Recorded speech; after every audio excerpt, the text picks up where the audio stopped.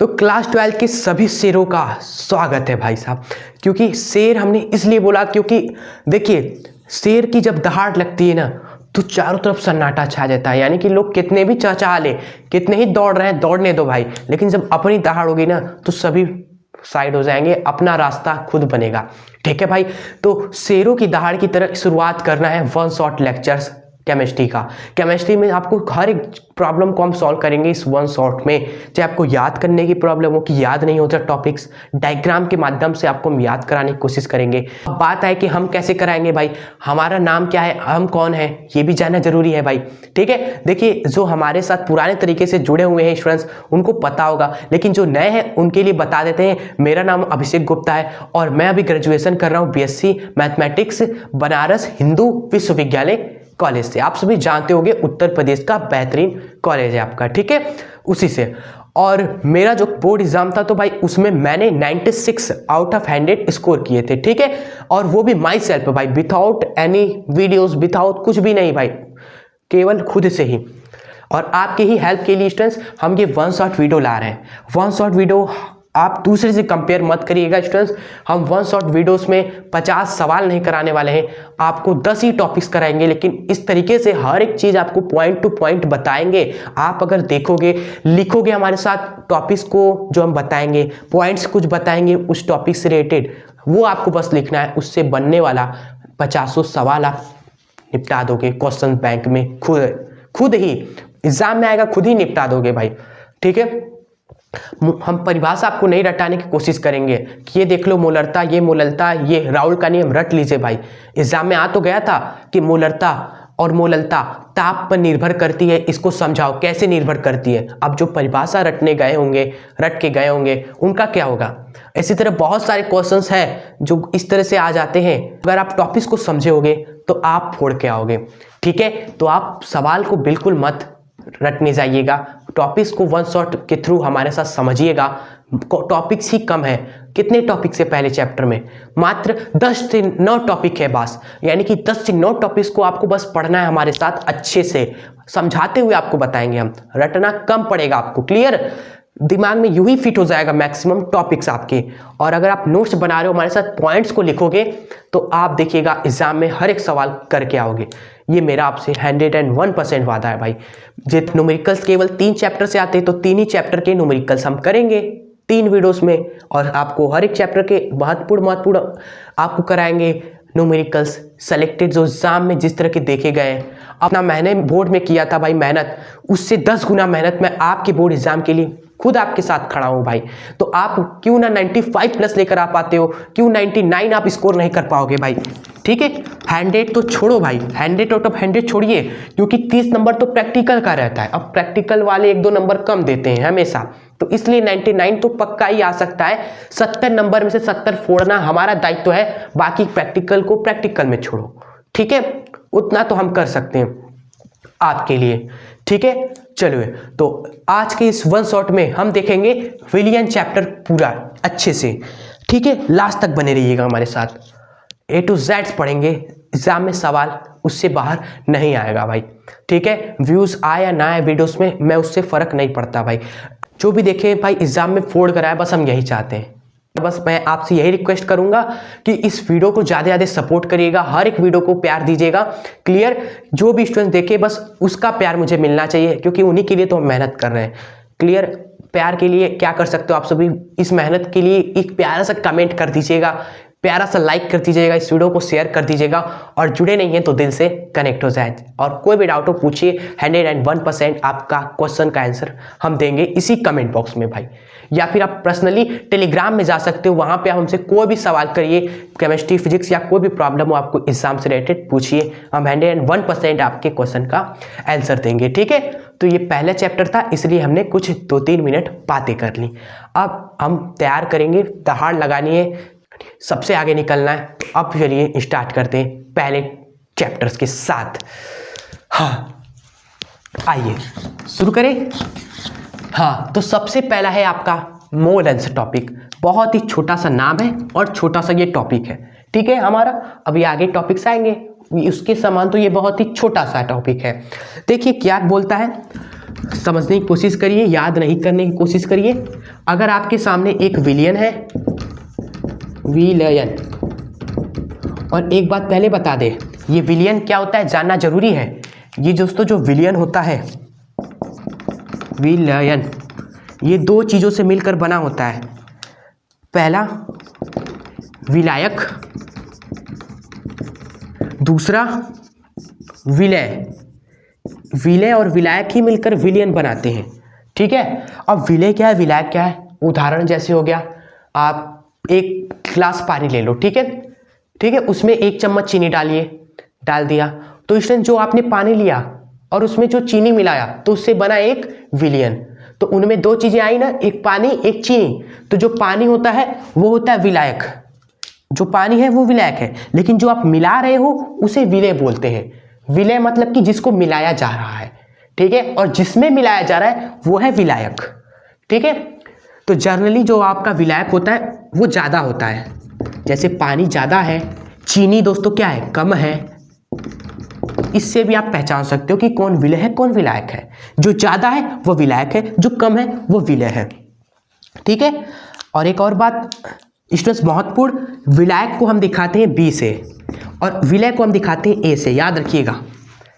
चलिए शुरू करें। मोल अंश, टॉपिक है मोल अंश, क्लियर। तो मान लेते हैं स्टूडेंट्स कि विलय इसमें विलय के मोलों की संख्या कितनी है, Na है, और विलायक की मोलों की संख्या Nb है, ठीक है स्टूडेंट्स। सिंपल सी बात है, विलयन बनता है विलय और विलायक से, और हमने कह दिया कि इस विलयन में विलय के मोलों की संख्या Na है, A मतलब विलय, और विलायक की मोलों की संख्या Nb है, B मतलब विलायक। ये याद रखना, आगे तक ये चलता रहेगा, राउल्ट के नियम में भी AB चलेगा, ये चलता रहेगा, तो याद रखिएगा इसको, ठीक है। अब स्टूडेंट्स मोल अंश क्या है, निकालना पड़ता है, हर एक चीज़ का मोल अंश निकालना पड़ता है, सबका अलग अलग होता है मोल अंश। जैसे एग्जाम में नंबर्स अलग होते हैं ना, किसी को 5 मिला 4 मिला, ठीक है, 10 में से, उसी तरह इस विलयन में सबका मोल अंश अलग अलग होगा। लेकिन होगा क्या, इसको डिनोट किससे करते हैं, काई से दिखाते हैं, ये है काई का सिंबल, और इस काई के आगे हमने लिख दिया A, मतलब कि स्टूडेंट्स विलय का मोल अंश, ठीक है। तो किसी भी चीज़ का जो मोल अंश होता है वो कैसे निकलता है, ये आप पहले देख लीजिए परिभाषा, उसी से आप हो जाएगा, ठीक है। किसी भी घटक का, कोई भी घटक है इस विलयन में, कोई भी हमने घटक उठा लिया, ये मत समझ लो विलय, इसको उठा लिया और हमने पूछा इसका मोल अंश बताइए, तो क्या होगा मोल अंश, आइए वो बताते हैं। नाम में ही लिखा हुआ स्टूडेंट्स मोल अंश, मतलब कि पहले क्या है, मोल है, तो स्टूडेंट्स विलय का मोल अंश क्या होगा, पहले विलय की मोलों की संख्या होगी, पहले उसकी मोलों की संख्या होगी, जिसका भी मोल अंश पूछा जाए सबसे पहले उसकी मोलों की संख्या होगी, ठीक है, ये तो हम याद रहेगा पूरा।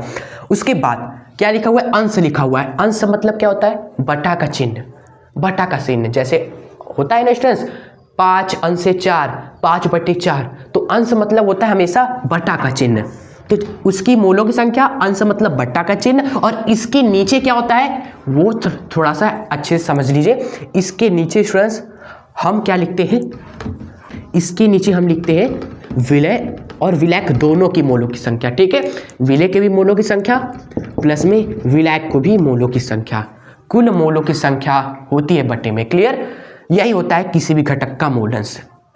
परिभाषा कैसे लिखना है समझिए, किसी भी घटक का मोल अंश उसकी मोलों की संख्या होती है, और विलयन में जो भी है आपका विलय और विलायक, उनकी मोलों की संख्या का अनुपात होता है किसी भी घटक का मोल अंश, ठीक है। स्टूडेंट्स वही लिखा है कि किसी भी घटक की मोलों की संख्या और उस विलयन में जो भी उपस्थित है, उस विलयन में जो कुछ भी प्रेजेंट है आपका विलय और विलायक, स्टूडेंट्स उनकी मोलों की संख्या का स्टूडेंट जो अनुपात होता है वही मोल अंश, या फिर अलग नाम है इसका, एक और भी नाम है मोल प्रभाज कहलाता है। बहुत ही बेस्ट आपका ये है डेफिनेशन है, जो कि इस फॉर्मूले से आपको याद करना है, ठीक है। एक बार फिर बता देते हैं, किसी भी घटक का मोल अंश, आपकी पारी, जैसे हम इसको उठा लेते हैं Nb, इसका मोल अंश बताइए, किसका, विलायक का मोल अंश, विलायक का मोल अंश। तो आप क्या लिखोगे, सबसे पहले विलायक की मोलों की संख्या लिखेंगे, Nb मतलब इसकी मोलों की संख्या विलायक की, अंश, अंश मतलब बटा, और बटे में क्या होगा, बटे में होगा विलय और विलायक, विलय और विलायक स्टूडेंट्स दोनों की मोलों की संख्या, ठीक है। NB Na प्लस NB, यही अनुपात स्टूडेंट्स क्या कहलाता है? मोल अंश कहलाता है। आई होप स्टूडेंट्स ये जो डिफिनेशन है वो आपके दिल और दिमाग में बस चुका होगा। ठीक है, एक इंपॉर्टेंट पॉइंट आपको यहाँ पर बताते हैं स्टूडेंट्स, याद कर लीजिएगा या देख लीजिएगा।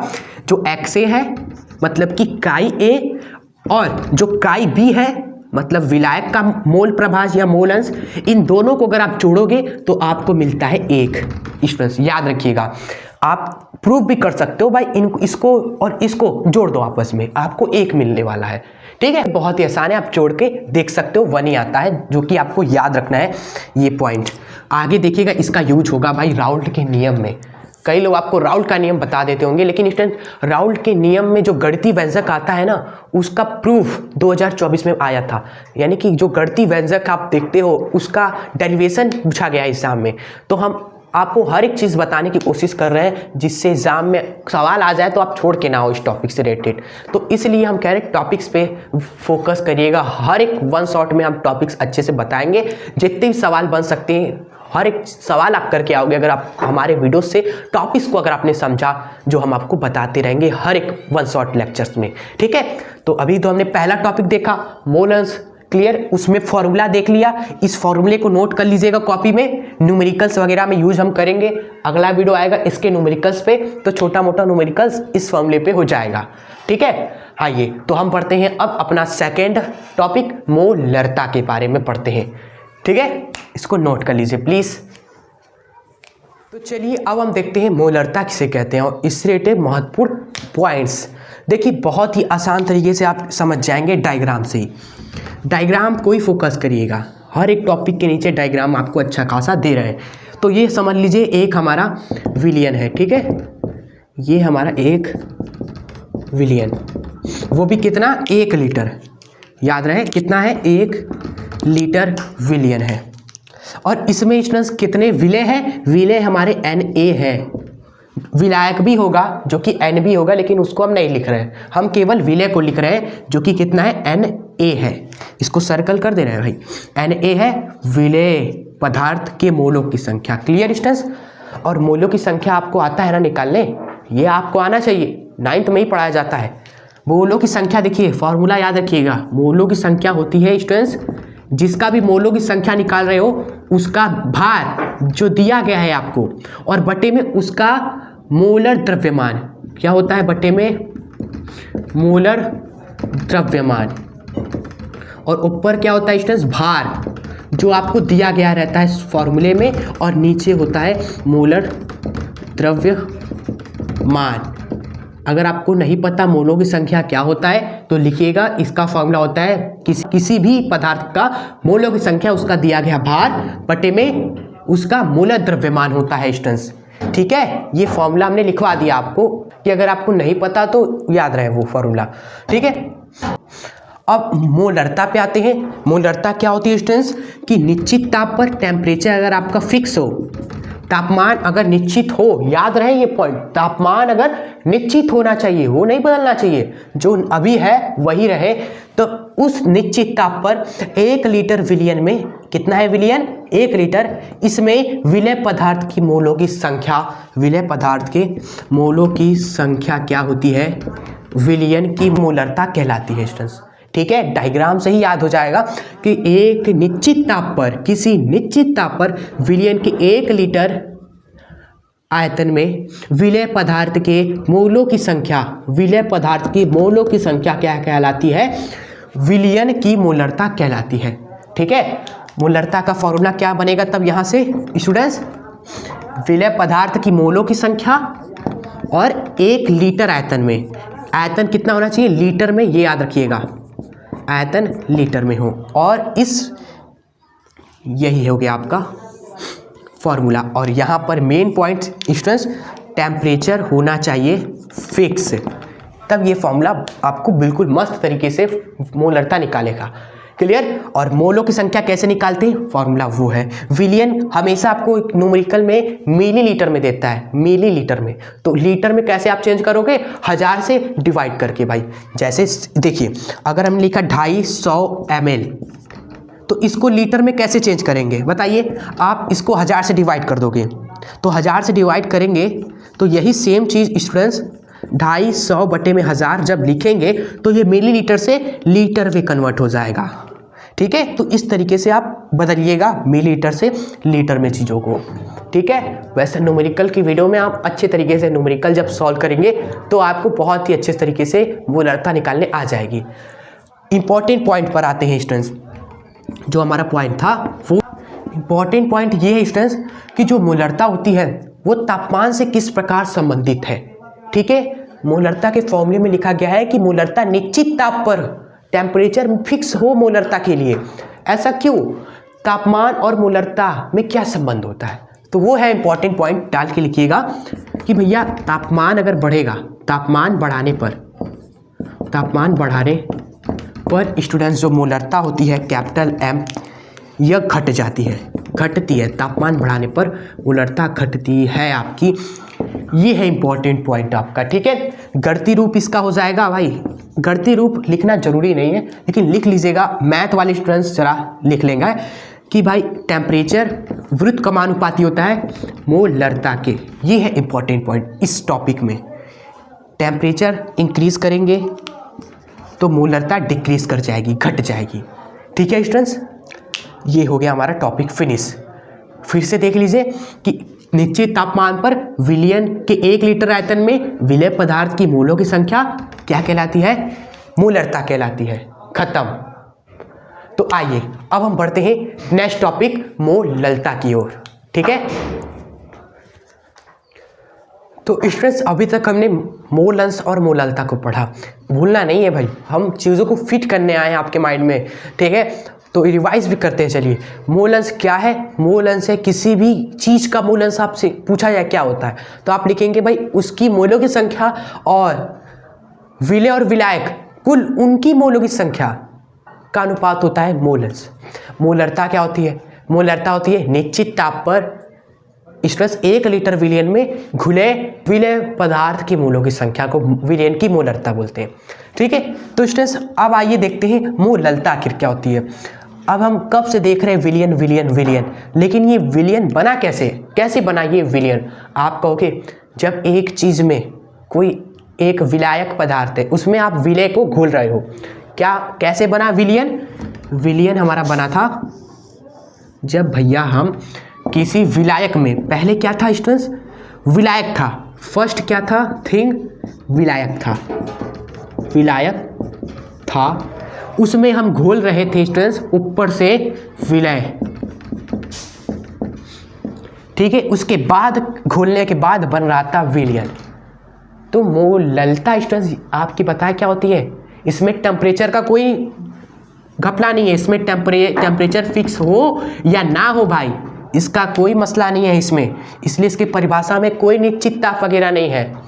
इसलिए मोलरता में टेम्परेचर का कोई रोल नहीं है, चाहे बढ़ता रहे घटता रहे कोई फ़र्क नहीं पड़ता। इसमें टेम्परेचर का कोई मसला नहीं है। और इसमें क्या होता है?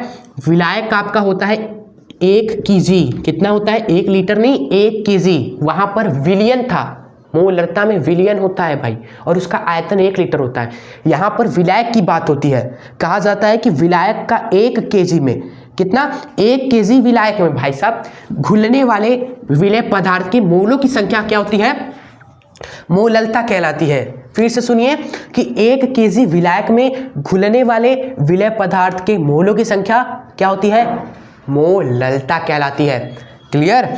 तो मोलरता क्या हो गई? स्मॉल m से दिखाते हैं इसको। फॉर्मूला क्या हो गया भाई? ये भी मोलों की संख्या है, लेकिन विलायक के 1 kg में। तो विलायक का हम लिखेंगे भार नीचे।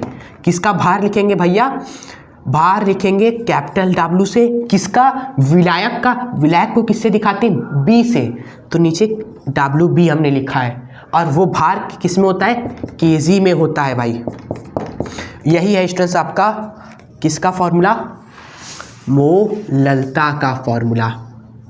इसी पर सारे क्वेश्चंस हो जाते हैं। ठीक है, इंपॉर्टेंट पॉइंट इसमें यह है आपका कि यह टेम्परेचर तापमान पर निर्भर नहीं करता है। तापमान पर निर्भर नहीं करता है भाई। अगला इंपॉर्टेंट पॉइंट स्टूडेंट्स, इसका मात्रक हाँ, मोलरता का भी मात्रक स्टूडेंट्स ऑब्जेक्टिव में पूछा जाता है, तो दोनों बता देते हैं। इसका जो देखिए मात्रक क्या हो जाएगा, मात्रक हो जाएगा, ऊपर है मोल, नीचे है स्टूडेंट्स केजी, तो मोल पर केजी इसका होता है मात्रक, ठीक है। और स्टूडेंट्स उसका मात्रक, भाई मोलरता का मात्रक क्या होता है स्टूडेंट्स, मोलरता का लिखवा देते हैं, यहीं पर लिखिएगा इंपॉर्टेंट पॉइंट, मोलरता की यूनिट स्टूडेंट्स हम यहाँ पर लिखवा देते हैं। मोलरता का यूनिट होता है इसमें, इसके फॉर्मूले में भी क्या होता है, ऊपर मोलों की संख्या होती है, तो ऊपर तो हो गया मोल, नीचे क्या होता है, बटे में होता है आयतन, आयतन किसमें, लीटर में, तो मोल पर लीटर मोलरता का मात्रक, और मोल पर केजी इसका मात्रक हो गया मोलरता का, ठीक है स्टूडेंट्स। तो ये सारे पॉइंट आप सभी नोट करते चले भाई, यही सारे पॉइंट से सवाल बनेंगे, जो भी 2, 3, 4, 5 नंबर का होगा। चलिए, तो ये टॉपिक आपका यहाँ खत्म होता है। अब हम बढ़ते हैं स्टूडेंट्स नेक्स्ट टॉपिक, जो कि आपका होगा नॉर्मलता। भाई बहुत ही आसान सा चीज़ है, इसलिए इसको भी छोड़ते नहीं है, नहीं तो क्या पता 2025 में भी आ गया है। तो चलिए उस टॉपिक को क्यों ना निपटा देते हैं नेक्स्ट स्लाइड में। आइए तब नोट कर लीजिए पहले से। तो स्टूडेंट्स पता नहीं क्यों मुझे ऐसा लग रहा है कि ये टॉपिक आपके एग्जाम में अगले साल जरूर आएगा, ठीक है, ऐसा मुझे लग रहा है, क्योंकि मोलरता, मोललता, मोलस ये सब बहुत पूछ चुका है। यही स्टूडेंट्स है एक टॉपिक सांद्रता के पद में जो कि सिमिलर ही है, बस थोड़ा सा अलग है। बस क्या होता है यहाँ पर स्टूडेंट्स, विलय के मोलों की संख्या हम नहीं देखते, हम ग्राम तुल्यांक संख्या देखते हैं, और बस यही थोड़ा सा डिफरेंस है। बाकी मोलरता के ही तरह है, मोलरता में भी क्या होता था, देखिए हम लेते थे 1 विलियन, कितना लेते थे भाई, 1 लीटर विलियन लेते थे, ठीक है, और उसमें हम कहते थे कि 1 लीटर विलियन में विलय पदार्थ के मोलों की संख्या स्टूडेंट्स क्या होगी, मोलरता कहलाती है। और यहाँ पर क्या होता था, टेम्परेचर फिक्स होता था। लेकिन नॉर्मलता क्या है, नॉर्मलता कहती है कि बहुत हो गया मोलों की संख्या, विलियन चलो 1 लीटर रहेगा, 1 लीटर विलियन में काम होगा, लेकिन मोलों की संख्या हम नहीं कहेंगे, हम कहेंगे ग्राम तुल्यांक संख्या। क्या बोलेंगे हम बोलेंगे ग्राम तुल्यांक, कहाँ लिखे भाई, चलो देखो ग्राम तुल्यांक संख्या कहेंगे, ठीक है, और विलियन वही लीटर में आयतन विलियन का रहेगा। तो परिभाषा तो इसी से ही आप याद कर लोगे कि किसी निश्चित ताप पर, यहाँ पर याद रहे टेम्परेचर होना चाहिए फिक्स, ठीक है, तो किसी निश्चित ताप पर 1 लीटर विलियन में स्टूडेंट्स उपस्थित विलय पदार्थ की ग्राम तुल्यांक की संख्या क्या होती है, विलियन की नॉर्मलता कहलाती है, ठीक है। यहाँ पर हम देख रहे हैं क्या, ग्राम तुल्यांक संख्या, इस तरह डायग्राम बना लीजिएगा। परिभाषा रटने का टाइम नहीं होना चाहिए आपके पास, डायग्राम से चीज़ें रिकॉल करेगा एग्जाम से पहले, जब देखे नोट्स तो डायग्राम से ही आपको पता चल जाना चाहिए कि 1 लीटर विलियन में विलय पदार्थ की ग्राम तुल्यांक संख्या ही नॉर्मलता कहलाती है भाई, ठीक है, और टेम्परेचर इसमें भी नियत रहता है। ये आप देख कर ही डायग्राम से ही याद हो जाएगा, एग्जाम से पहले रिवीजन के लिए आपसे कह रहे हैं हम, प्लीज़ ऐसा करिएगा। यहाँ पर इंपॉर्टेंट पॉइंट भी दोस्तों सेम है मोलरता की तरह, कि तापमान बढ़ाने पर नॉर्मलता स्टेंस क्या होती है, घटती है। यहाँ पर भी सेम है, घटती है। तो अगला सवाल यही बन सकता है बोर्ड में कि नॉर्मलता की परिभाषा लिखिए, ताप बढ़ाने पर नॉर्मलता पर क्या प्रभाव पड़ता है ये समझाइए, ठीक है। तो इसी तरह आपको करना है कि ये परिभाषा देखो, ये है ताप बढ़ाने पर ये भी बढ़ता है, ठीक है, डायग्राम बना दीजिएगा। क्लियर। अब बता देते कि ये ग्राम तुल्यांक संख्या आखिर क्या होती है। देखिए ज़रूरत तो नहीं है वैसे, तो क्यों ही स्ट्रेस लेना, एग्ज़ाम के लिए ये ज़रूरत नहीं है आपको ग्राम तुल्यांक संख्या समझना। हम आपको एक ट्रिक बताते हैं जो एग्ज़ाम के लिए ज़रूरी होगा। अगर बाई चांस एक न्यूमेरिकल आया था स्टूडेंट्स 2024 में, नॉर्मलता निकालो, न्यूमेरिकल आया था, तो आपको थोड़ी ना ग्राम तुल्यांक संख्या में माथा खराब करना है। आपको क्या करना है, विलियन का नॉर्मलता आपसे पूछ रहा है, आप क्या निकालना, आप मोलरता निकालना, कैपिटल M, ठीक है। मोलरता तो आता है हमें निकालने, नॉर्मलता पूछेगा तब भी आप क्या निकालोगे, मोलरता ही निकालोगे। निकाल लिया, चलो फिर क्या करना है, नॉर्मलता कैसे मिलेगा, हमें तो नॉर्मलता पूछा है एग्जाम में, हम क्या करेंगे तब, नंबर कट जाएगा हमारा, नहीं हम है ना, आपने मोलरता निकाला, इस मोलरता को आप क्या करिए, मल्टीप्लाई कर दीजिए स्टूडेंट्स n से। बस ये n क्या है वो समझ लीजिए भाई, मोलरता निकाल लिया, n से बस गुणा कर देना है, आपका नॉर्मलता आ जाएगा स्टूडेंट्स। ठीक है, ये n क्या है, n देखो कंपाउंड से पता चलता है, विलय से पता चलता है। जैसे विलय आपका है स्टूडेंट्स HCl, तो इसमें हाइड्रोजन की संख्या हो जाएगी n, हाइड्रोजन कितने, एक है, तो n की वैल्यू हो जाएगी 1। कितनी हो जाएगी n की वैल्यू, 1। अगर हमारा है दोस्तों H2SO4 है, तो इसमें हाइड्रोजन कितने, 2 है, तो n की संख्या हो जाएगी 2। तो अगर हाइड्रोजन दिख रहा है आपको कंपाउंड में, तो हाइड्रोजन की संख्या होती है n। अगर हाइड्रोजन है ही नहीं तो क्या करेंगे, जैसे NaCl हो गया, तो वहाँ पर आप धनायन की संख्या देखोगे, हाइड्रोजन नहीं है तो धनायन की संख्या देखो। सोडियम क्लोराइड में धनायन कितने हैं, एक ही है सोडियम, तो n की संख्या 1। अगर हमारा हो गया students aluminium sulphate, aluminium sulphate ऐसे से रहते हैं, एल्युमिनियम सल्फेट का क्या सूत्र होता है, Al2SO4 का होल थ्राइस। ठीक है, तो धनायन बताओ इसमें कितने हैं, आप कहोगे धनायन है इसमें एल्युमिनियम जो कि कितना है, 2 है, तो n की संख्या हो जाएगी 2 स्टूडेंट्स। क्लियर आप सभी को, यही हमें बताना था आपको और कुछ नहीं। तो सिंपली मोलरता निकालिए, n से गुणा कर दीजिए भाई। क्लियर, n क्या है, n है स्टूडेंट्स आपका हाइड्रोजन की संख्या या तो धनायन की संख्या होगी, ये हो सकता है। खैर, अब आप बढ़ते हैं अपना नेक्स्ट टॉपिक जो है most important, very very important, Raoult का नियम। उससे रिलेटेड समझते हैं कि क्या है राउल्ट का नियम, बहुत ही अच्छे से बताएंगे, पूरा गणितीय व्यंजक आपको हम निकाल के दिखाएंगे, अच्छे से समझिएगा उस टॉपिक को। नेक्स्ट स्लाइड में आइए समझते हैं। तो इसको आप सभी नोट कर लीजिए जल्दी से। तो कॉपी और पेन और दिल और दिमाग फोकस करिए इस टॉपिक पर।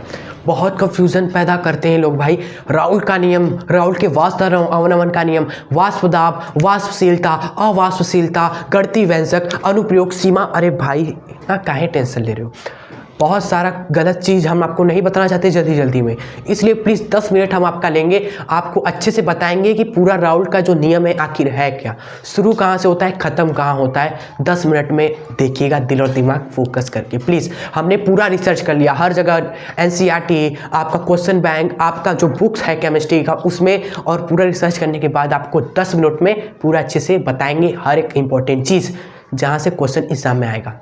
देखिए, एग्जाम में सिंपली पूछा जाता है राउल्ट का नियम क्या है और इसकी सीमा लिखिए, ठीक है, और इसका गणितीय व्यंजक लिखिए, और इसका स्टूडेंट्स न्यूमेरिकल आता है थोड़ा बहुत। क्लियर, तो अभी चलिए देखते हैं राउल्ट का नियम क्या बोलता है। सिंपल स्टेटमेंट, यहीं से सब शुरुआत होती है स्टूडेंट्स। ये नियम कहता है कि किसी निश्चित ताप पर टेम्परेचर क्या होना चाहिए, फिक्स होना चाहिए। पहली बात, विलयन के प्रत्येक घटक का जो वाष्प दाब होता है उसकी मोल अंश, अच्छा, वह शुद्ध अवस्था में वाष्प दाब के गुणनफल के बराबर होता है भाई साहब। ठीक है स्टूडेंट्स, शुद्ध अवस्था में का क्या मतलब है पहले ये समझते हैं, और उससे पहले वाष्प दाब क्या होता है भाई ये क्लियर करते हैं। और जो पहले से पढ़ चुके होंगे भाई, आप कंफ्यूज मत होइएगा, राउल्ट का वाष्प दाब अवनमन का नियम अलग होता है, राउल्ट का नियम अलग होता है भाई। ठीक है, राउल्ट के नियम से ही दोस्तों राउल्ट का वाष्प दाब अवनमन का नियम आया है। एग्जाम में क्या आता है, एग्जाम में केवल राउल्ट का नियम पूछा जाता है। अगर एग्जाम में पूछे राउल्ट का वाष्प दाब अवनमन का नियम, तो उस पर हम आते हैं ना, काहे टेंशन ले रहे हैं, अभी तो कहा है ना 10 मिनट धैर्य दीजिए। तो पहले देखिए, राउल्ट का नियम यही है आपका कि विलयन अगर आप एक तैयार कर लो, डायग्राम में देखिए, एक विलयन तैयार करो, उस विलयन में 2 चीज़ें होगी, एक होगा विलय, दूसरा होगा विलायक स्टूडेंट्स। ठीक है, क्लियर। और स्टूडेंट्स वाष्प दाब पहले क्या होता है, वाष्प दाब देखिए, कोई भी विलयन होता है, पानी या कोई द्रव्य होता है, उस द्रव समय के साथ गैस के अणु में कन्वर्ट होते जाते हैं, गैस के अणु में बदलते जाते हैं टाइम के साथ भाई ये जो द्रव के अणु है वो गैस के अणु में बदलते जाते हैं, और ये गैस के ही अणु स्टूडेंट्स क्या करते हैं, विलयन के ही ये अणु है, ये इस द्रव के ही अणु है जो क्या कर रहे हैं, गैस में बदल रहे हैं समय के साथ, और इसी विलयन पर क्या कर रहे हैं, गैस में अणु में बदलने के बाद इसी विलयन पर क्या कर रहे हैं, दाब लगा रहे हैं, जिसको बोलते हैं वाष्प दाब। भाई उसी द्रव का जो वाष्प बना वही वाष्प उसी विलयन की सतह पर दाब लगाए तो उसे ही बोलते हैं वाष्प दाब। ठीक है, एग्जाम में आता नहीं है लेकिन पता होना चाहिए कि किसी भी द्रव का अगर वो वाष्प में बदलता है तो वाष्प के जो कण है उसी विलयन पर जो दाब लगाते हैं वो वाष्प दाब कहलाता है। ठीक है, चलिए वाष्प दाब हमने समझा दिया। अब देखो स्टूडेंट्स, इस विलयन में हमारे दो चीज़ें हैं, ए भी है बी भी है, विलेय भी है और विलायक भी है। अब राउल्ट ने पूछा कि यहाँ तो दो चीज़ है, इनका वाष्प दाब अलग होगा, इसका वाष्प दाब अलग होगा, लेकिन कैसे निकालेंगे भाई, वाष्प दाब कैसे निकालेंगे।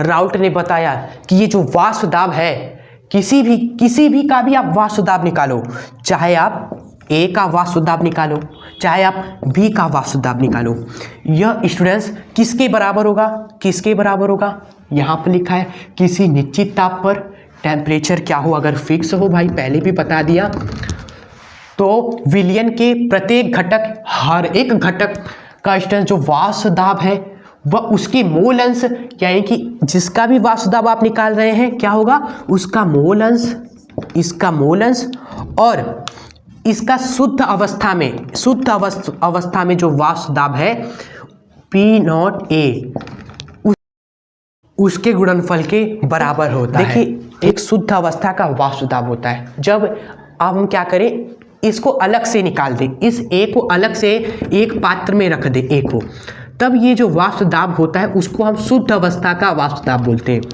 ठीक है, अभी क्या है, ए आपका विलयन में है तो इसका वाष्प दाब अलग होगा, लेकिन अलग से जब आप एक गिलास में लोगे ए को तब जो वाष्प दाब होगा उसको शुद्ध अवस्था का वाष्प दाब बोलते हैं। ठीक है, तो P0 आप समझे क्या है, शुद्ध अवस्था का वाष्प दाब। जब अलग से किसी द्रव का वाष्प दाब कैलकुलेट किया जाए, अलग से निकाल कर स्पेशली जब ट्रीट किया जाए स्टूडेंट्स, तो वहाँ पर शुद्ध अवस्था का वाष्प दाब होता है। ठीक है, और किसी विलयन में भाई साहब, अगर जब विलयन में हो तब वाष्प दाब अगर आपको निकालना हो तब राउल्ट हमें बताते हैं कि तब जो विलयन का वाष्प दाब है, विलयन में उस घटक का वाष्प दाब क्या होगा, उसका मोल अंश, याद रहे बस एक ही वर्ड है मोल अंश,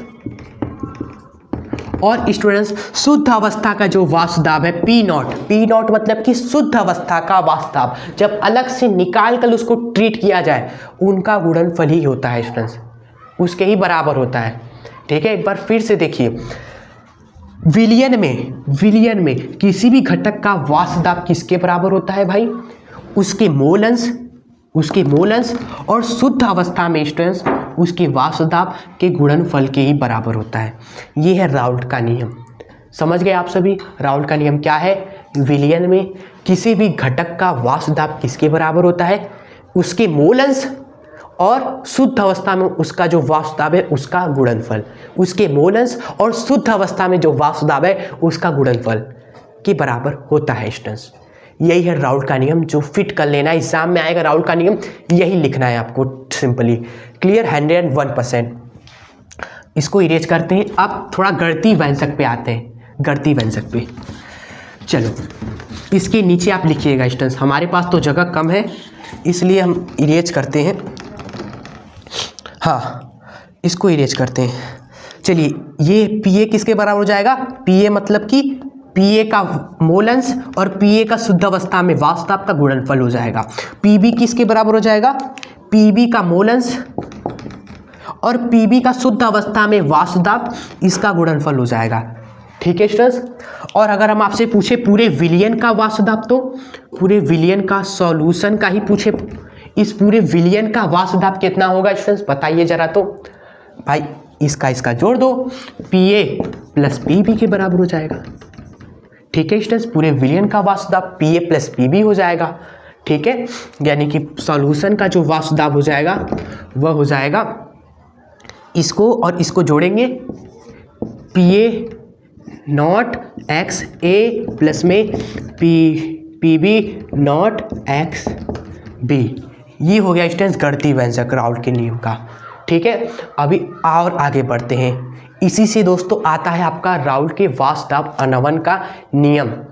क्लियर, वो कहाँ से आता है उसकी कहानी समझिए, डाउट क्लियर कर दीजिए। आज बहुत कंफ्यूजन रहता है ना इन दोनों में, हम है क्लियर करते हैं। अभी तक सांस लीजिए। हाँ, हमने राउल्ट का नियम पढ़ लिया। अब स्टूडेंट्स राउल्ट का नियम के बाद आता है राउल्ट के वास्तव अवनमन का नियम। स्टूडेंट्स वो कब लगता है, एक्चुअली वो कब बना स्टूडेंट्स, इसी से ही बना हो, लेकिन कब, जब आपका जो विलय पदार्थ है, कंडीशन होता है जब विलय पदार्थ हो जाए अवाष्पशील। सुनिए, जब विलय पदार्थ यानी कि ए आपका हो जाए अवाष्पशील, अवाष्पशील पदार्थ हो, ठीक है, जब विलय आपका अवाष्पशील पदार्थ हो तब स्टूडेंट्स आपका बनता है राउल्ट के वास्तव अवनमन का नियम।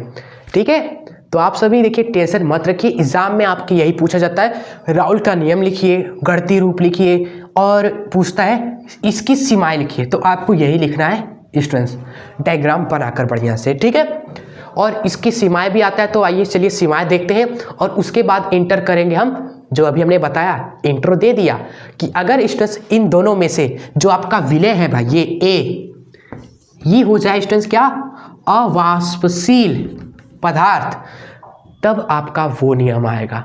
अवाष्पशील का मतलब स्टूडेंट जिसका कोई वाष्पदाब ही ना हो। जी हाँ, अवाष्पशील पदार्थ का कोई वाष्पदाब नहीं होता, जीरो होता है वाष्पदाब अवाष्पशील पदार्थ का। लेकिन इन सभी का देख रहे हो वाष्पदाब है, अभी वाष्पदाब है क्योंकि अभी दोनों के दोनों वाष्पशील है। इसमें से अगर हम एक को अवाष्पशील कर देंगे तब वो नियम आएगा, तो उसको हम उसमें पढ़ेंगे। पहले हम इस नियम की सीमा देखकर इंटरवल खत्म करते हैं, ठीक है, फिर बढ़ते हैं आगे। नोट कर लीजिए प्लीज। इस नियम की देखते हैं सीमाएं। बस 2-3 सीमाएं आपको लिखनी होगी एग्जाम में। पहला सीमा ये है कि स्टूडेंट्स यह नियम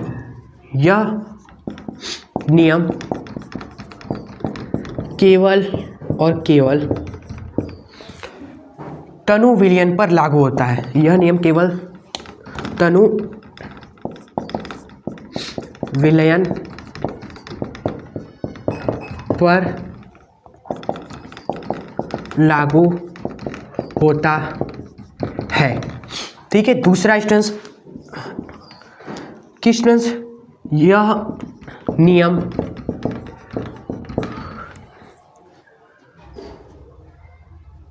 विद्युत अपघट्य पर लागू नहीं होता, विद्युत अपघट्य पर लागू नहीं होता। और तीसरा पॉइंट भाई, तीसरा पॉइंट यहां से लिखना शुरू कर रहे हैं। यह नियम स्टूडेंट्स आदर्श, यह नियम आदर्श विलयन के लिए, आदर्श विलयन के लिए कारागिर साबित हुआ। ठीक है, कारागिर साबित हुआ नहीं होता है, जिन्हें पाना कठिन है। ये 3 महत्वपूर्ण स्टूडेंट्स इसकी नियम की सीमाएं हैं। ठीक है, समझिए मेरे साथ कि सबसे पहला तो स्टूडेंट्स यह नियम केवल और केवल तनु विलयन पर लागू होता है। ठीक है, दूसरा यह कि यह नियम विद्युत अपघट्य पर लागू नहीं होता। विद्युत अपघट्य क्या होता है, जो जल में जाता है तो टूट जाता है, ठीक है, उसे विद्युत अपघट्य बोलते हैं, तो उन पर यह नियम लागू नहीं होता। क्लियर, और क्यों नहीं होता भाई, इसका रीजन आपको लास्ट टॉपिक में पता चलेगा। ठीक है, और तीसरा यह कि दोस्तों यह नियम केवल और केवल आदर्श विलयनों के लिए कारागिर साबित होता है, और आदर्श विलयन को पाना बहुत कठिन है भाई। प्रॉब्लम ये हो गई, ठीक है, जिसके लिए एकदम मस्त नियम लग रहा है उन विलयन को पाना ही भी बहुत कठिन है। अब एक डाउट आएगा कि सर ये आदर्श विलयन क्या है। देखो 2 तरह का विलयन होता है, एक आदर्श एक अनादर्श विलयन। ये एग्जाम में नहीं पूछा जाता, लेकिन आप सभी का डाउट बता देते हैं। इसलिए आदर्श विलयन वो होता है जिसमें राउल्ट का नियम लगता है, अनादर्श विलयन वो होता है जिनमें राउल्ट का नियम नहीं लगता, पालन ही नहीं करते, चुपचाप हमें नहीं पालन करना तुम्हारा, हटाओ। एक अच्छा बच्चा, एक बुरा बच्चा जो पालन नहीं कर रहा है भाई, क्लियर, उन्हें आदर्श और अनादर्श विलयन बोलते हैं। चलो हमें नियम की सीमा देखनी थी जो कि हमने देख ली, तो आप इसको नोट कर लीजिए। अब हम बढ़ते हैं स्टूडेंट्स, सबसे पहला नियम राउल्ट का अणुसंक गुणधर्म में सबसे पहला राउल्ट के वास्तव अवनमन का नियम, वो आप देखेंगे। उसके बाद खटाखट चुटर मुटर टॉपिक्स आते जाएंगे, समाप्त करेंगे और आगे बढ़ते जाएंगे, ठीक है। इसको नोट कर लीजिए भाई, मोस्ट इंपॉर्टेंट टॉपिक फिनिश हो गया हमारा। तो आइए, इंटरवल खत्म हो चुका है, अब स्टूडेंट्स अणुसंक गुणधर्म शुरू होंगे और खत्म हो जाएगा तो भाई सब चैप्टर भी खत्म, ठीक है। तो इस टॉपिक को अच्छे से हम समझेंगे और आपको लिखवाएंगे भी साथ में, ठीक है, क्योंकि अगर हम समझेंगे और लिखेंगे साथ में तो ये आपको और अच्छे समझ में आ जाएगा और याद भी हो जाएगा 101%। सवाल क्या बनेगा इससे, क्वेश्चन देखिए दो ही बनेगा, या तो डायरेक्ट आपसे एग्जाम में पूछेगा कि राउल्ट के वास्तव अवनमन का नियम लिखिए, तो आपको यही लिखना है जो हम आपको बताएंगे। और पूछ सकता है कि इस नियम का गणितीय व्यंजक प्राप्त करिए, क्योंकि 2024 में पूछा गया था राउल्ट के नियम का गणितीय व्यंजक। हो सकता है आप 2025 में इस आपेक्षिक वास्तव अवनमन के नियम का गणितीय व्यंजक आपसे पूछ रहे 4 से 5 नंबर में, ऐसा बनेगा क्वेश्चन आने वाले टाइम में, ठीक है। तो इसलिए हम समझेंगे नियम को, गणितीय व्यंजक भी आपके साथ निकाल देंगे, ठीक है। ये वन शॉट, ऐसा वन शॉट है भाई कि आप कभी भी देखो इसको, एग्जाम में फोड़ कर ही आएंगे, ये तो बात लिख के आपको दे देता हूँ, ठीक है। देखो स्टूडेंट्स, हमने इंट्रो बताया था राउल्ट के नियम में कि भाई साहब अगर विलयन में स्टूडेंट्स जो आप मिला रहे हो, विलयन में जो आप मिला रहे हो, थोड़ा सा नीचे बनाते डायग्राम क्योंकि लिखना भी तो है। अगर आप एक विलयन में स्टूडेंट्स जो मिला रहे हो भाई, ठीक है, ये हमने जो मिलाया स्टूडेंट्स वो है विलय पदार्थ। अगर ये क्या हो स्टूडेंट्स, अवाष्पशील हो, अवाष्पशील हो, ठीक है, तब ये नियम आता है भाई। और हमें ये बताता है कि जब भी आप स्टूडेंट्स किसी विलायक में, पहले क्या था स्टूडेंट्स, ये विलायक था भाई, मान लो इसमें बी मौजूद है, बी हर जगह विलायक ही विलायक है, ठीक है। अब इसमें आप विलय पदार्थ डाल रहे हो जो कि क्या है, अवाष्पशील है।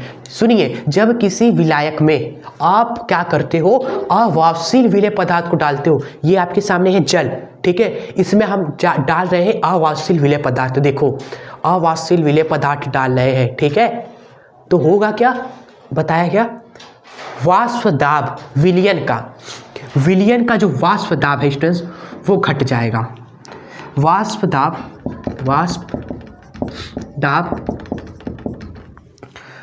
कम हो जाएगा, वाष्प दाब में हो जाएगी कमी स्टूडेंट्स। जब भी हम अवाष्पशील पदार्थ मिलाएंगे तो वाष्प दाब में क्या हो जाएगी स्टूडेंट्स, विलयन के वाष्प दाब में कमी हो जाएगी, ठीक है। पहले मान लो स्टूडेंट्स वाष्प दाब P0 था, पहले ये है पहले का वाष्प दाब, पहले P0 था, लेकिन अब कम हो गया, तो कम होके मान लीजिए विलयन का वाष्प दाब PS हो गया आपका। पहले P0 था, घट गया और PS हो गया स्टूडेंट्स, ठीक है। और यही होने वाली जो कमी है आपेक्षिक, अगर आप देखोगे कितना कमी हुआ, पहले P0 था भाई, ठीक है, पहले P0 था, अब PS हो गया, तो कमी कितना हुआ, कमी हुआ P0 माइनस PS की, ये हो गई दोस्तों कमी, ये है होने वाली कमी, ठीक है। अगर इस कमी को उसी के सापेक्ष लिया जाए, उसी के सापेक्ष, पहले वाले के ही सापेक्ष इस कमी को देखा जाए, तो ये बन जाता है स्टूडेंट्स आपेक्षिक कमी, ये बन जाती है स्टूडेंट्स आपेक्षिक वाष्प दाब में अवनमन, ठीक है। ये है वाष्प दाब में अवनमन, वाष्प दाब में होने वाली कमी, लेकिन उसी के सापेक्ष ले लिया जाए, पहले वाले वाष्प दाब के सापेक्ष ये कमी लिया जाए तो बन जाता है आपेक्षिक वाष्प दाब में कमी या अवनमन, ठीक है। और यही जो अवनमन है वह स्टूडेंट्स आपका बराबर होता है जो आप मिला रहे हो उसके मोल प्रभाज के। ये है स्टूडेंट्स ये नियम, समझ गए। आइए लिखते हैं भाई, लिखते हैं, जब किसी विलायक में हम क्या कर रहे हो, अवाष्पशील विलय पदार्थ मिलाया जाए, जब किसी विलायक में अवाष्पशील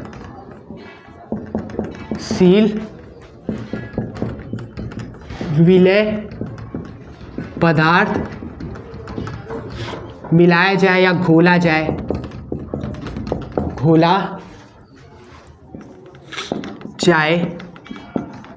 तो भाई साहब प्राप्त विलयन, जो प्राप्त विलयन है के वाष्प दाब में होने वाली, ठीक है, वास्तव में होने वाली आपेक्षिक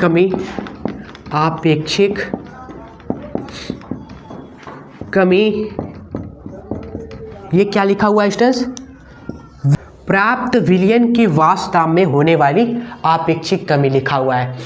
ऊपर है लिखा हुआ है कमी, और हमने उसी पहले वाले के सापेक्ष ले लिया तो हो गया हमारा प्राप्त विलयन की वास्तव में होने वाली आपेक्षिक कमी हुआ। जब किसी के सापेक्ष ले लोगे तो वो सापेक्षिक कमी हो जाता है। कमी को हमने किसी के सापेक्ष ले लिया तो वो सापेक्षिक, ठीक है स्टूडेंट्स। ये है हमारा पूरा स्टूडेंट्स क्या, प्राप्त विलयन के वास्तव में होने वाली आपेक्षिक कमी लिखा हुआ है। ये किसके बराबर है? विलय, भाई विलय, जो विलय है उसके मोल अंश के, विलय के मोल अंश के, सॉरी बोला मैंने विलय था लेकिन बी हमने लिख दिया, कोई बात नहीं। ये बराबर होता है, ये जो कमी है वो विलय पदार्थ के मोल अंश, विलय पदार्थ के मोल अंश के बराबर होती है, ठीक है, विलय पदार्थ के मोल अंश के बराबर होती है। क्लियर? तो ये इतना बड़ा है, आता है तो 4 से 5 नंबर में आपके एग्जाम में। सिंपल सा यही स्टेटमेंट है। अगर आप अवाष्पशील विलय पदार्थ मिलाओगे तो वास्तव हो जाएगा कम, और होने वाली यही आपेक्षिक कमी क्या होती है स्टूडेंट्स? विलय पदार्थ के मोल अंश के बराबर होती है। सिंपल। अब मोल अंश का फॉर्मूला बताइए क्या होता है? ये काई ए किसके बराबर होता है? पहले टॉपिक में देखा था भाई, जिसका भी मोल अंश लिख रहे हो सबसे पहले तो उसकी मोलों की संख्या बटे में क्या होगा? बटे में क्या हो सकता है बताओ? यही चीज़ लिखे? नहीं, बटे में स्टूडेंट्स हम लिखेंगे ये भी, और साथ में इसका भाई जो है बी, वो भी विलय और विलयक दोनों की मोलों की संख्या होगी। क्लियर आप सभी को?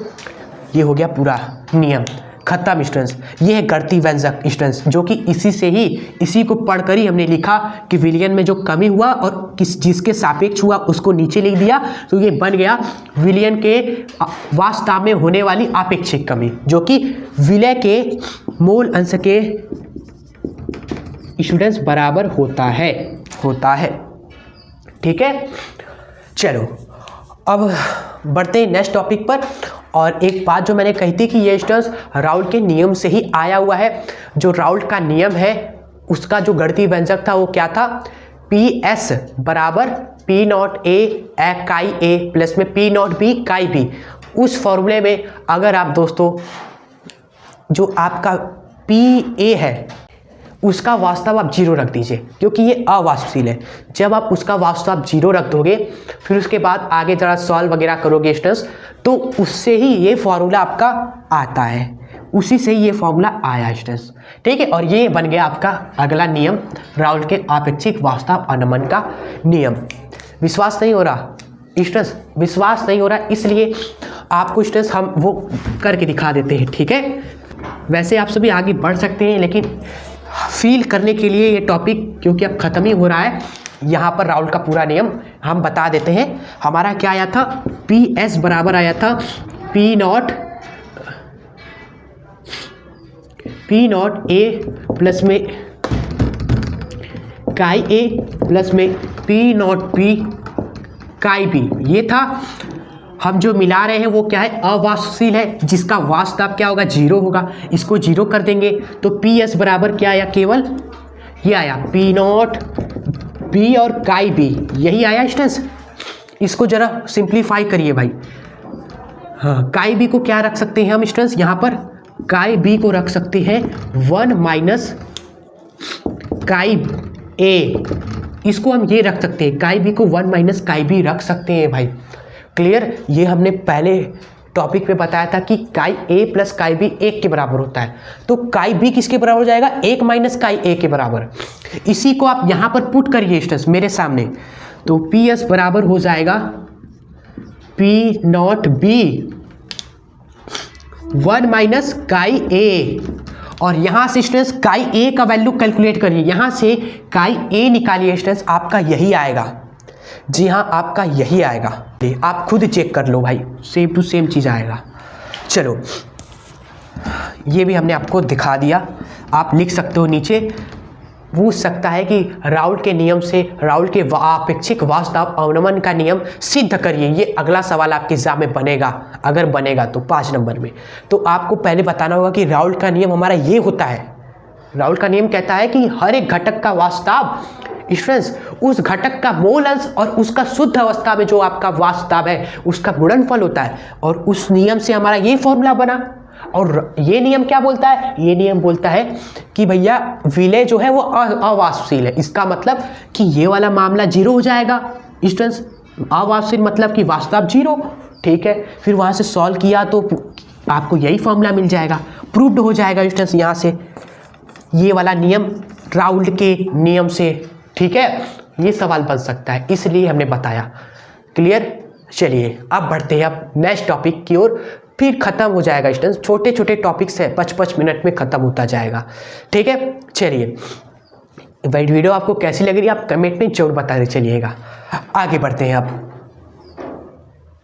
7वां टॉपिक, 10 टॉपिक है, 7वां टॉपिक पे हम आ गए हैं। जैसे कवितनाक में उन्नयन, बहुत ही आसान भाई। देखो हमने अभी तक क्या देख लिया, विलयन में कैसे बना विलयन, विलायक और विलय मिलाने से विलयन बना। क्लियर, अगर मान लीजिए ये आपका क्या है, अभी विलायक है, ठीक है, विलायक है बी बी वी, ये आपका विलायक है, इसमें आप विलय पदार्थ डाल रहे हो, ठीक है। अगर ये विलय पदार्थ क्या हो स्टूडेंट्स, अवाष्पशील हो, तो क्या होगा आप बताओ, अवाष्पशील हो तो क्या होगा। अब आप जानते हैं स्टूडेंट्स वाष्प दाब क्या हो जाएगा, इसका जो वाष्प दाब है, वाष्प दाब कम हो जाएगा कि नहीं, हमने पढ़ लिया इसको। लेकिन स्टूडेंट्स जो कवितनांक है ना वो बढ़ जाता है, ठीक है, याद रखिएगा। जब आप ऐसे काम कर रहे हो तो आपने वाष्प दाब तो कम कर दिया, वाष्प दाब कम होने से स्टूडेंट्स कवितनांक बढ़ जाता है। टॉपिक का नाम क्या है, कवितनांक में उन्नयन, उन्नयन का मतलब बढ़ जाना, सिंपल। तो अगर हम ये काम कर रहे हैं तो वाष्प दाब कम हो जा रहा है लेकिन कवितनांक बढ़ जा रहा है स्ट्रेस, और इसी वृद्धि को क्या बोलते हैं, कवितनांक में उन्नयन बोलते हैं, ठीक है। क्लियर, याद हो गया आपको ये टॉपिक।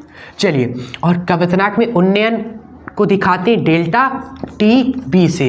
बी का मतलब है बॉइलिंग पॉइंट, डेल्टा का मतलब परिवर्तन, और टी मतलब कि तापमान, मतलब कि भाई साहब बॉइलिंग टेम्परेचर का परिवर्तन, वृद्धि। एक्चुअली में ये परिवर्तन क्या हो रहा है, बढ़ जा रहा है, तो वही वृद्धि हमें मिल जाएगी।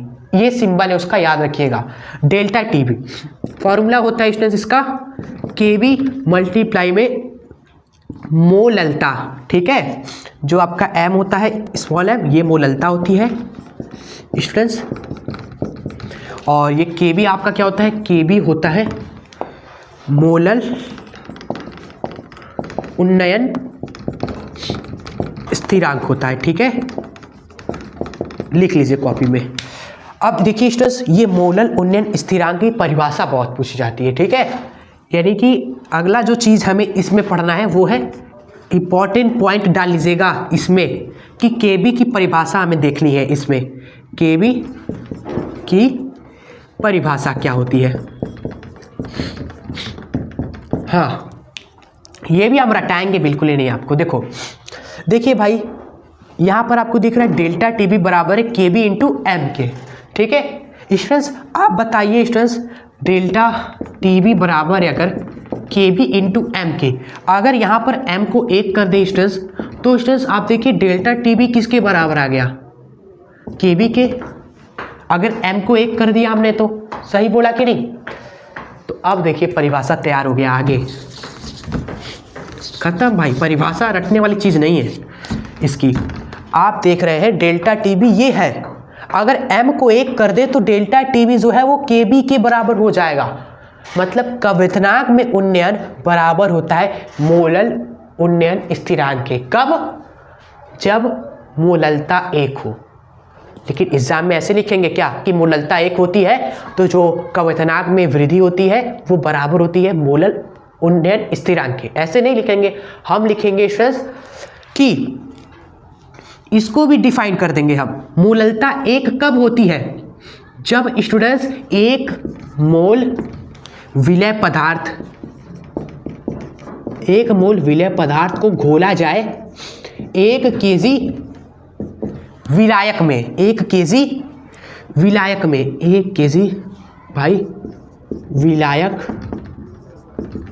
में, तब मोललता 1 होती है। तो परिभाषा तैयार होगा अब कि जब 1 केजी विलायक में 1 मोल विलय पदार्थ घोले तब जो कवितनाक में उन्नयन होता है वो आपका कहलाता है मोलल उन्नयन स्थिरांक। जी हाँ, परिभाषा मेरे साथ लिखिए स्टूडेंट्स। समझ गए होंगे तो बिल्कुल ही नहीं आपको याद करना था। जब 1 केजी विलायक में 1 मोल विलय पदार्थ घोलने पर जो कवितनाक में वृद्धि है, कवितनाक में वृद्धि, डेल्टा टीवी का मतलब क्या है? कवितनाक में वृद्धि। यही स्टूडेंट्स कवितनाक में वृद्धि ही मोलल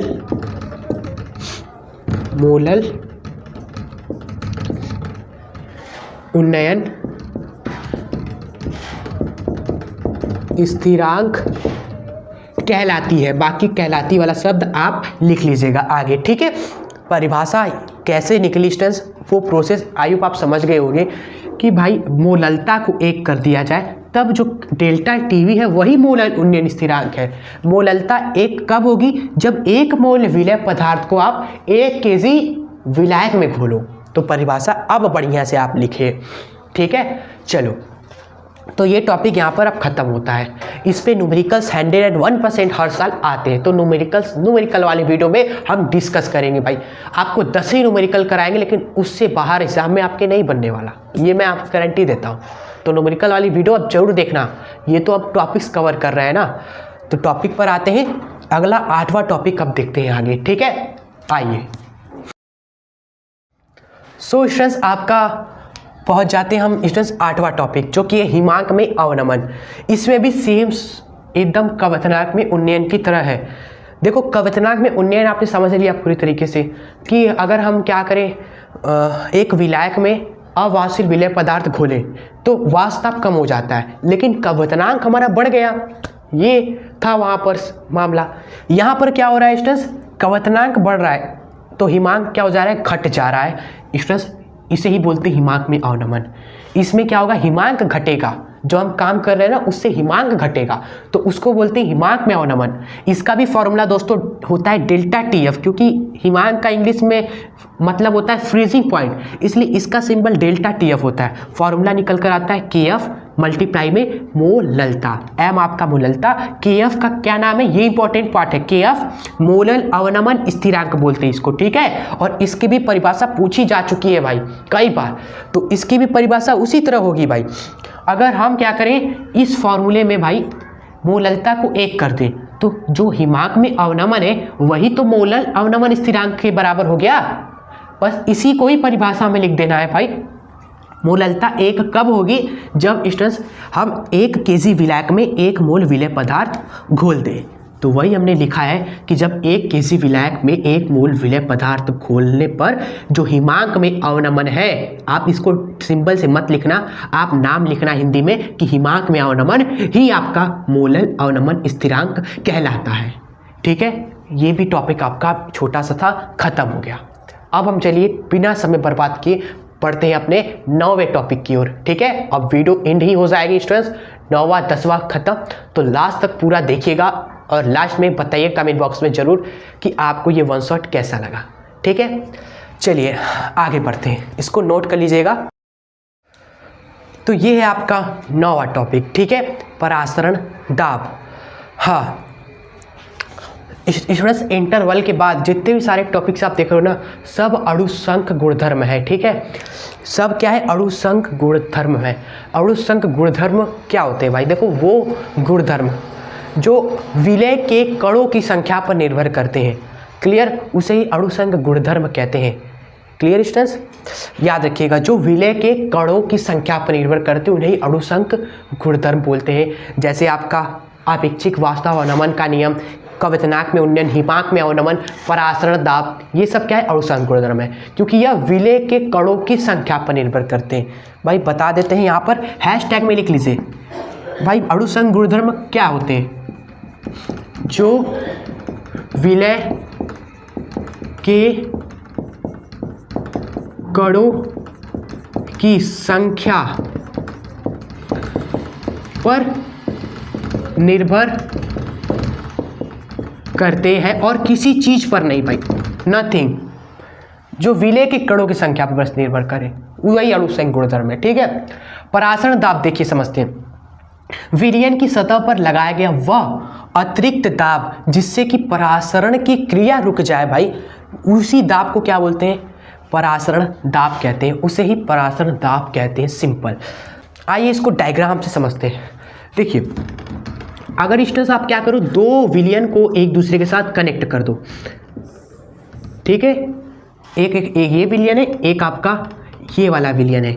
बस थोड़ा सा अंतर क्या है कि दोस्तों, इस विलयन की सांद्रता क्या है, ज़्यादा है, ज़्यादा है सांद्रता इसकी सांद्रता क्या है, कम है इस विलयन की।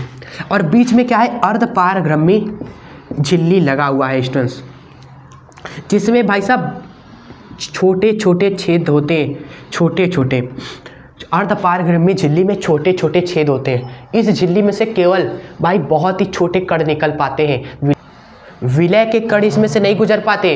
पूछा जाता है कि अर्धपारगम्य झिल्ली क्या होती है? देखो लिखवा देते हैं, आप इंपॉर्टेंट पॉइंट्स में लिखिएगा ये सब कुछ।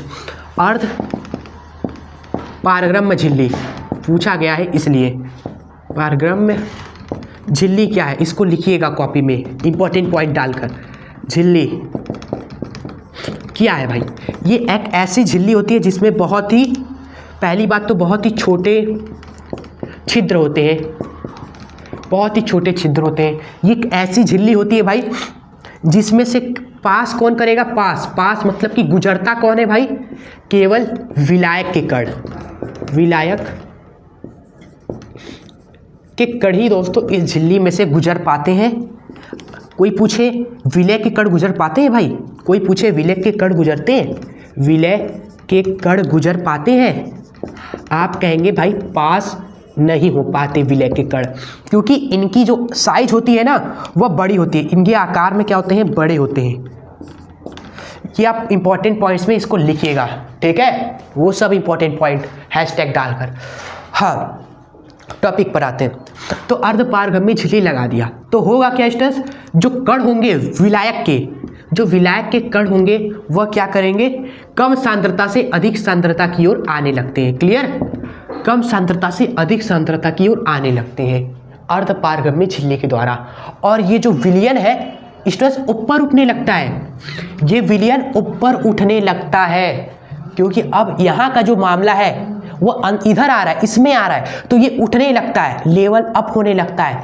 अब इसी लेवल जो अप हो रहा है इसको रोकने के लिए हमने क्या लगा दिया, अतिरिक्त दाब लगा दिया।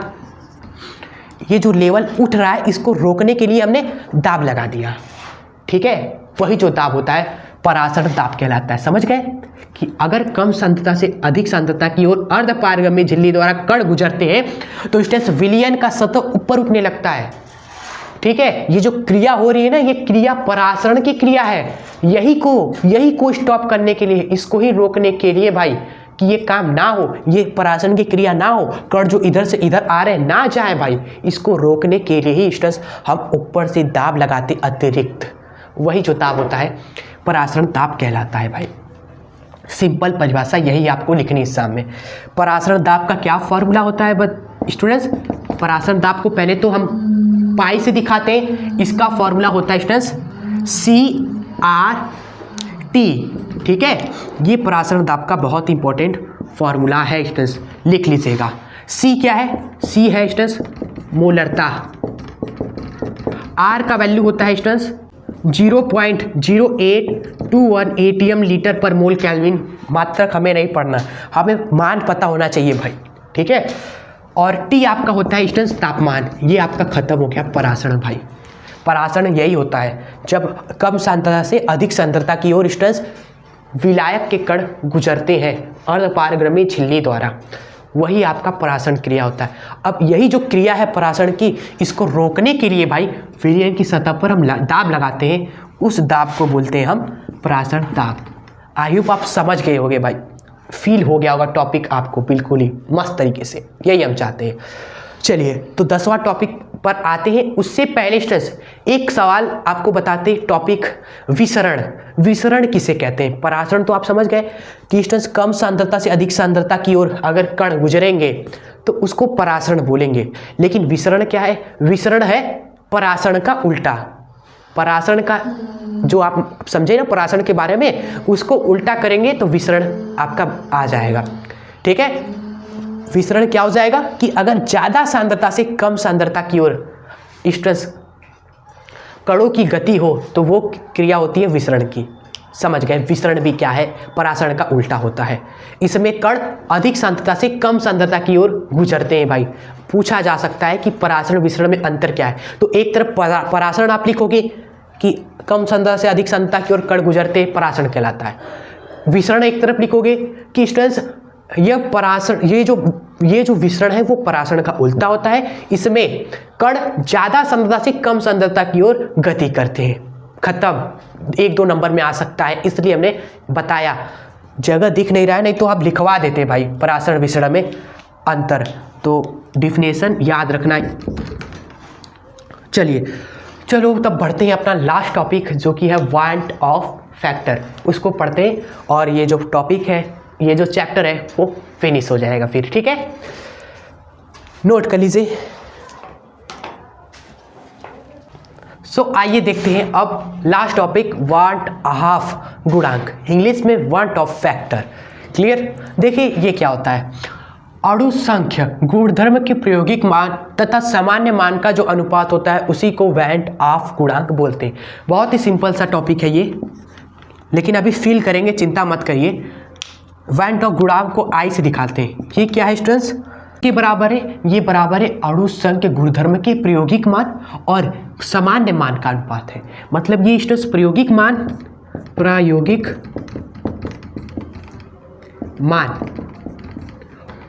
और जो सामान्य मान है उसका अनुपात है आई, यानी कि वांट ऑफ गुणांक। सिंपल सा, क्लियर? खत्म टॉपिक। एक्चुअली स्टूडेंट्स आपने एक देखा था राउल्ट की सीमा में कि जो राउल्ट का नियम है वह वैद्युत अपघट्ट के लिए लागू नहीं होता। वैद्युत अपघट्ट जैसे कि स्टूडेंट्स NaCl हो गया, ऐसा क्यों इसके लिए लागू नहीं होगा? देखो बताते। जब आप क्या करोगे स्टूडेंट्स, विलायक में इसको घोलोगे तो स्टूडेंट्स ये विलायक में आएगा। आपको तो दिख रहा है एक है NaCl, एक अणु NaCl का है, इसको हम डाल रहे हैं, ठीक है, इसमें। लेकिन आपको क्या पता अंदर जाकर ये टूट जाएगा Na+ में Cl- में, जल में जैसे ही गैस टूट जाएगा। तो जो आप एक अणु डाल लो जल में जाकर तो वो 2 अणु हो जा रहा है। क्लियर? यहाँ पर नियम फेल कर रहा है। हम कैलकुलेट कर रहे हैं, सामान्य मान निकाल रहे हैं एक अणु को देखकर। हम एक अणु को देखकर मान निकाल रहे हैं स्टूडेंट्स, लेकिन अंदर जाकर तो 2 अणु बन जा रहा है।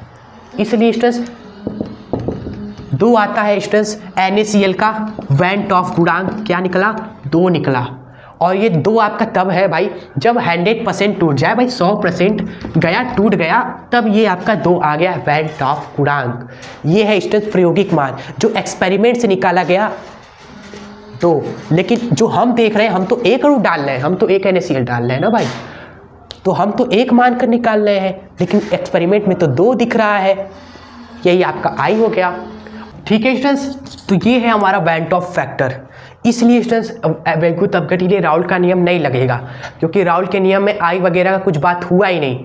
राउल का नियम एक NaCl के लिए हम कैलकुलेट करेंगे, लेकिन अंदर जाकर तो 2 अणु हो जा रहे हैं भाई, तो राउल का नियम फेल हो जाएगा, सवाल का आंसर ही सही नहीं आएगा जब तक I को हम नहीं कंसीडर करेंगे कि I का मान क्या है भाई। किसी भी विलय के लिए I का मान डिफाइन होता है। एल्कोहल के लिए देख लो, बताते हैं आपको।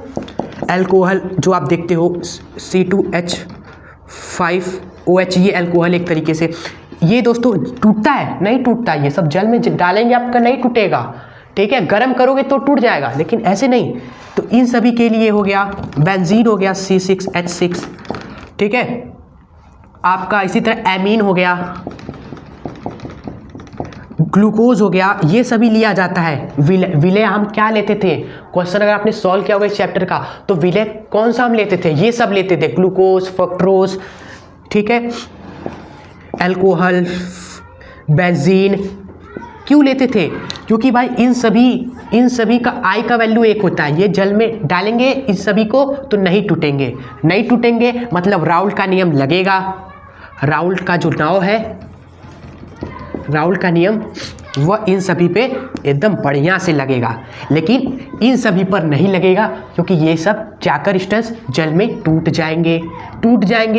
हमें एक दिख रहा है लेकिन टूट जाएंगे तो एक से अनेक बन जाएंगे भाई, ठीक है। तो I फैक्टर वहाँ पर देखना पड़ेगा, राउल का नियम फेल हो जाएगा, इन सभी पर नहीं लगेगा, नॉट अप्लाई। यहाँ पर लिख देते हैं भाई राउल का नियम नहीं लगेगा इन सभी पर जो जल में जाकर टूट जाते हैं, वैद्युत अपघट्ट हो गया। क्लियर? इसी तरह और एग्जाम्पल KCl हो गया, Al2SO4 का होल थ्राइस हो गया, ठीक है, K2SO4 हो गया। ये सभी आप लोगे ना तो नहीं लगेगा राउल का नियम इन सभी पर, I का वैल्यू देखना पड़ेगा। क्लियर? तो अणुसंघ गुणधर्म में सब में मल्टीप्लाई कर देते हैं हम I का, तो एक नया सूत्र वहाँ पर जनरेट होता है, तो वो सब हमें नहीं देखना है, एग्जाम में नहीं बनता वहाँ सवाल। क्लियर? लेकिन ख़त्म यहीं पर होता है टॉपिक वैन टॉप गुणांक पर, और यही एग्जाम में आता है वैन टॉप गुणांक क्या है भाई, आपको समझाना है अच्छी तरीके से। डायग्राम बना दीजिएगा, देखियो भाई हम एक अणु डाल रहे हैं, हम एक अणु कंसीडर कर रहे हैं, सामान्य मान 1 हमें दिख रहा है, लेकिन अंदर जाकर 2 हो गया, ठीक है। तो वैन टॉप गुणांक इसका 2 आ गया। इन सभी पर राउल का नियम नहीं लगेगा, राउल का नियम इन सभी पर लगेगा जिनके लिए I का मान 1 होता है। चलो, ये है आपका स्टूडेंट्स टॉपिक का पूरा चैप्टर विलयन, जो हमने 1 शॉट में पढ़ा अच्छे तरीके से। क्लियर? हर एक टॉपिक को आई होप मेरे साथ आपने लिखा होगा, जो इंपॉर्टेंट पॉइंट्स हमने बताया वो भी आपने पॉइंट डाल कर लिखा होगा।